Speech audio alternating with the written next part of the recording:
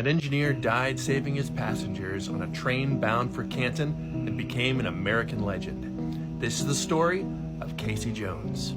I've heard the song Casey Jones by the Grateful Dead at least 1,000 times, and I never realized until recently that it was talking about an actual train crash that happened right here in Mississippi. Also, side note, that little bit about him using baby powder, completely made up for the song.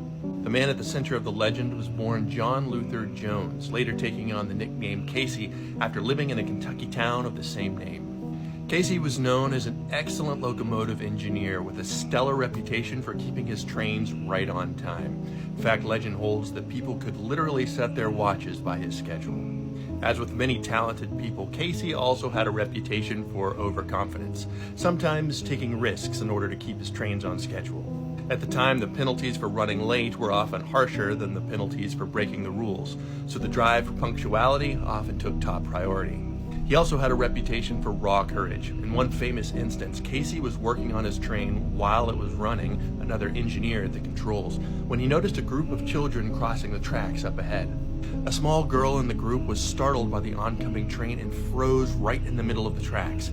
Casey spotted her, shouting for the other engineer to slow the train, but knowing it would never stop in time, he began to inch his way out onto the cowcatcher at the front of the engine. Clutching the locomotive with one hand, he leaned forward, out over the cowcatcher, out over the tracks, and just as he reached the girl, scooped her off the tracks before the train could hit her, saving her life. It was this selfless attitude of Casey's that led to him being on another train on the night of April 29, 1900, the night of the fatal accident.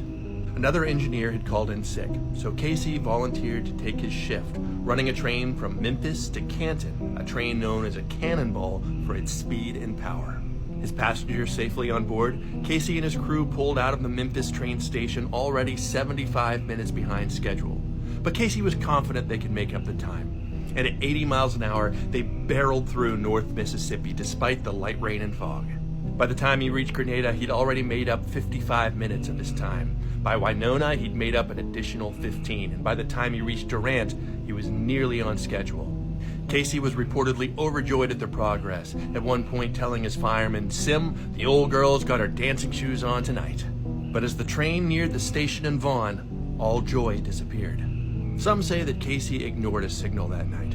Others say that Casey couldn't see any signals because of the fog, but for whatever reason, Casey rounded the bend heading into Vaughn going 75 miles an hour when they saw the lights of a stalled train on the track. And Casey, ever the hero, didn't hesitate. Casey ordered his fireman to jump, which the man did about 300 feet before the impact, knocking himself unconscious in the process. But rather than jump himself, Casey elected to stay on board, fully reversing the throttle of the train, blasting the train's whistle, and leaning on the air brakes as hard as he possibly could. His actions managed to slow the train to 40 miles an hour before it hit the first car, killing him instantly, but saving the life of every single one of his passengers. His watch stopped at the moment of impact, 3:52 a.m., just 2 minutes behind schedule. And legend holds that his hands were still clutching the whistle and the brake when his body was recovered.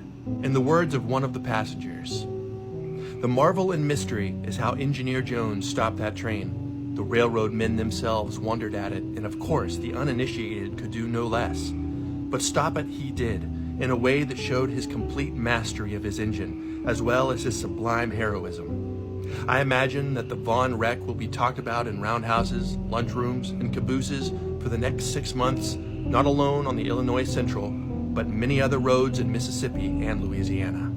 It's now over 120 years later, and we're still talking about it. Today, multiple markers stand commemorating Casey's bravery in the face of certain death, including one on the Blues Trail in Water Valley, Mississippi. And a museum in his honor once stood in Vaughn, Mississippi, though that community has long since become a ghost town. But I'd wager that the story of Casey Jones and the fateful crash that night will still be told for centuries to come.